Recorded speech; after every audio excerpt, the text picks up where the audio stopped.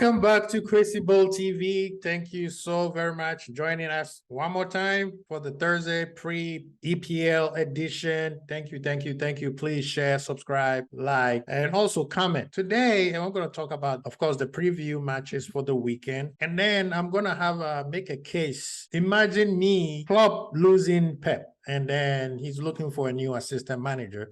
So I'm going to go apply, and I'm going to give him a reason why he should stick to the 4-2-3-1. So I'm going to make a case about it. Now, we all know there's so many formations out there. All of them work great when you use it properly, especially when you have the right personnel. But in this case, because we know what Liverpool's situations are right now, I believe that 4-2-3-1 is the best formation. Not just because we beat Rangers, but that's what I believe. I like that formation. That's one of my favorite formations. I will make a case about that. But before we start, again, please share, subscribe, and like. This weekend, Liverpool, same team that we didn't hear any about any injuries. I believe that Robo should be coming back. Konate, I think he's already was on the bench on Tuesday. It's going to be just Keita and Ox who are not be available from what I believe. But I don't believe that Robo is going to play on Sunday. I believe that he's still going to go with Tsimikas. And possibly Robo will have something to say. We got 5 subs these days, so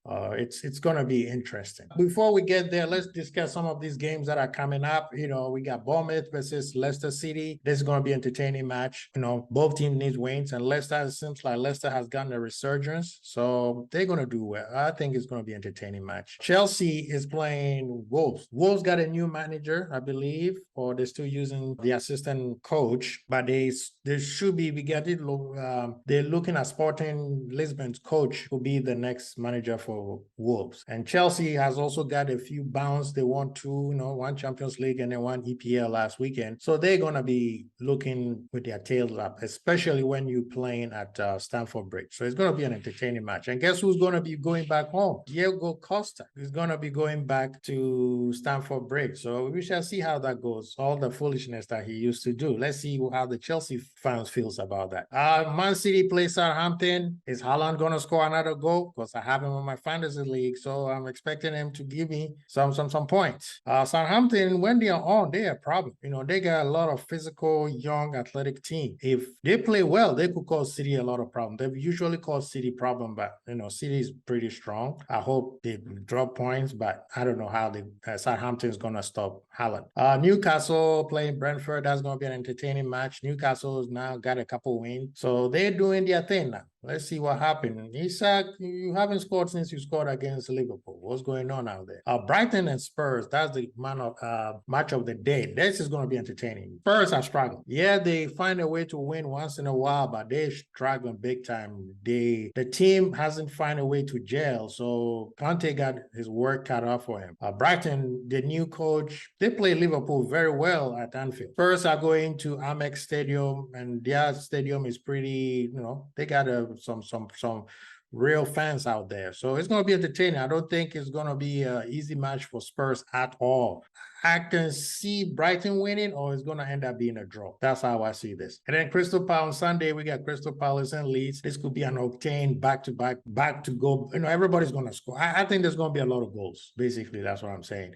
Crystal Palace, they're a problem when they want to be. Them playing it at Selhurst Park, I think Leeds are in for a long day. West Ham, Fulham, I don't know what happened to Fulham last weekend. Getting trashed out like that by Newcastle. West Ham is also getting a little bounce, so let's see what happens. Of course, there's the Arsenal and Liverpool, Everton and Manchester United. That's going to be entertaining match. That is going to be entertaining match. And then on Monday, of course, there's Forest and Aston Villa. When we come to Liverpool and Arsenal is playing very well. They're playing well. Their game style is very pleasing to the eye, but they have a lot of vulnerabilities. And a lot of times, the teams that they have played did not take advantage of that. First was the one that I thought they were going to do it, but they end up parking the bus. They just went there not to lose. And then Arsenal took advantage of that. But when Arsenal went to Old Trafford, Man U saw those vulnerabilities, and they took all of the advantage of it. I see this match versus us, we especially going to Emirates, it's going to be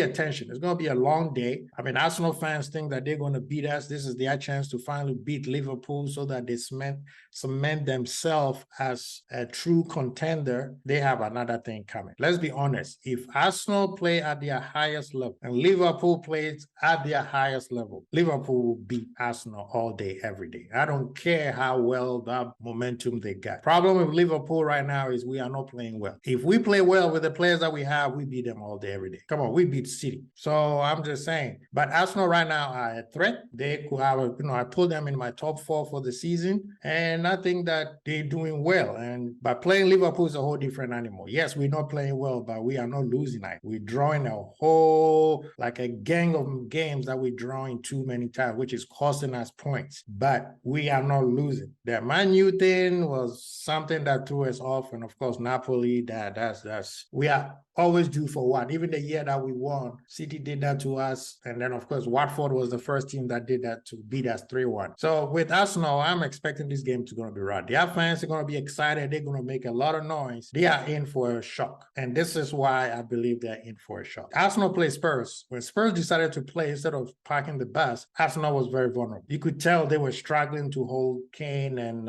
what's his name, Richardson, and of course Son. And then also when it came to counter-attack, Arsenal was also vulnerable a little bit. The problem with Spurs is they did not do enough of that. If they had kept trying to control the ball, keeping the ball, Arsenal didn't know what to do. So with us, Liverpool holding the ball will keep Arsenal a problem because their defense hasn't been tested yet. Now you're going to be tested. So it's going to be a I'm not sitting here saying Liverpool's going there and beat them to sleep like we used to do, but this one is going to be different. It's going to be fireworks. I'm expecting it to be an exciting match. Now, how do Liverpool? I know they play 4-3-3 with their midfield 3, which is probably going to be Partey, Xhaka, and Odegaard.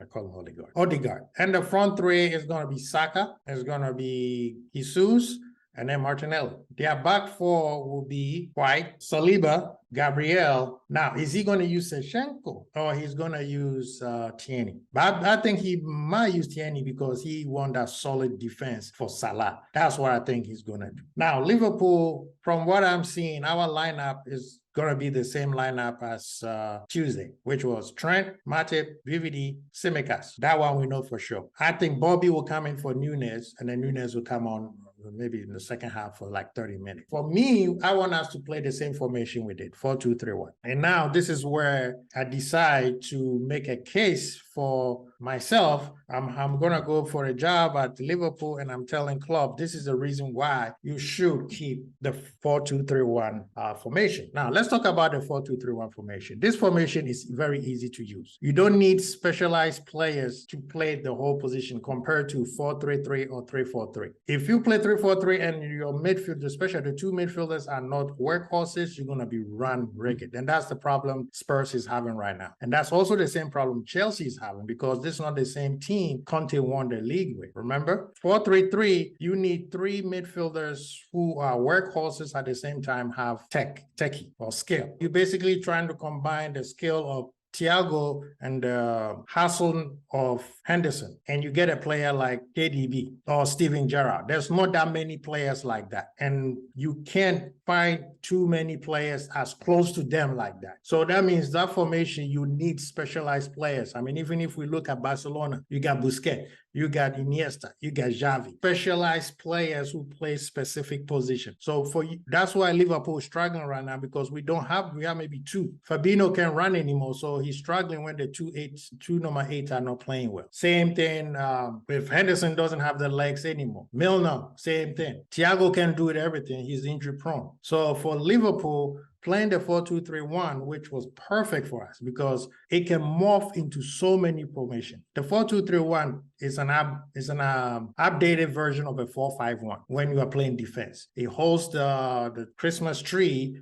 so it's very hard for teams to attack that formation. Going forward, it can turn into a 4-2-4 or it can turn into a 4-4-2. But the good thing is you have the number 10 dropping in to help with the 2 midfield. You could push Trent up a little bit or the 2 fullbacks a little bit to help up with the line. So now it becomes like a 2-4-2, up top. And with the movement of Nunes, it helped a lot because the defense could not figure out where to go. Now, let's be honest. Rangers, they came at Liverpool. They saw what Fulham and everybody else did, said these guys don't have legs anymore, so you could actually attack Liverpool and you could cause them trouble. So that really, really has been our issue. Napoli, they played us to the perfection and hit us with 4 goals. We could not pass the ball at all. But with this formation, when Rangers were coming at us, we were able to move the ball, short passes, and then boom, long. So with me, 4-2-3-1, I think is the perfect formation right now for Liverpool because we don't have the personnel to play a specialized, sexy formation like 4-3-3. Let's look at Jose first. When Jose Mourinho came to Chelsea, he was playing a version of the 4-2-3-1, but people thought that he was playing 4-3-3. But then if you look at it very carefully, and that's one of the reasons why Lampard scored so many goals, because he was the one who ran into the number 10 role. So every single time Drogba gets the ball and hold it, Lampard is just crashing the box and then he's scoring goals. Same thing as Muller been doing for Germany and also Bayern Munich. Mourinho won 2 championships. His formation was also very defensive at the same time. He has the defensive record for goals against 17 for a whole year, or is it 14 to 17 for like something like that?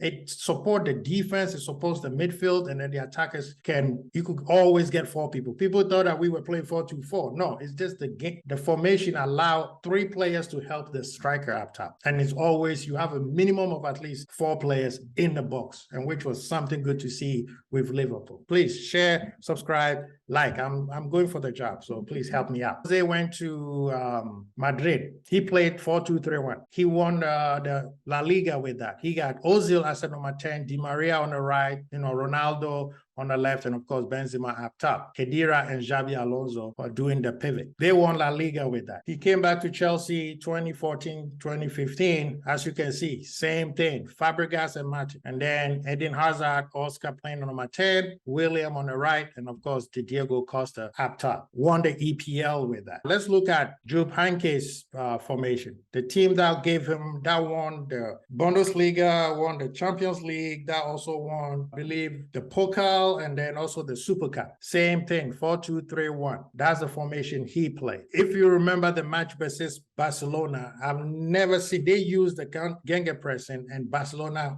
had that tiki-taka, and nowhere was Barcelona able to go. Everywhere they go, there was at least 3 people attacking or defending. Inter Milan. Jose's Inter, same thing, 4-2-3-1, Schneider as number 10, Eto'o on the right, Padev on the left, and then, of course, Milito, And then Cambiaso and Zanetti. Who could forget about those 2 guys? They were crazy. Now we go back to our main dude, Klopp. Man who made the Gegenpressing popular. If you watched his, same thing. Bender and Gundogan playing in the pivot. Royce in number 10. And then when he lost Götze, he had Blaszczykowski playing on the right side. And I believe Blaszczykowski played Champions League final because Götze was injured. Then sometimes, when he bought Mkhitaryan came in as number 10, and then Royce would squeeze down to the left a little bit. Remember Sahin, who played for Liverpool a year, also was like replacing Gundogan, for another pivot. He was a very skilled guy. I think he went to Madrid and then came to Liverpool after that. But that is the formation why I believe that this formation is the perfect formation, because if we play Arsenal with this formation, we will be able to help our defense be able to sustain their onslaught that Arsenal is going to come in. They're going to come in and attack full force. They're playing very well. As today, if you watch their Europa game, they play very well. They're moving there on momentum right now. So their passes is going to be nice. So if we go 4-3-3, they will slice us apart like